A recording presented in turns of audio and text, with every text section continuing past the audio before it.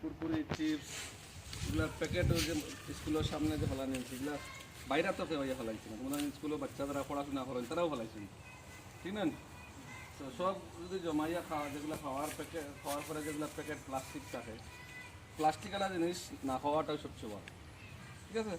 আর যদি এরপরেও কেউ খায় বিস্কুট বা ওই যে চিপস কুরকুরিগুলো, এগুলো প্যাকেট এক জায়গায় একটা জিনিস রাখিয়া এক জায়গায় সব জমাইয়া রাখা ভালো।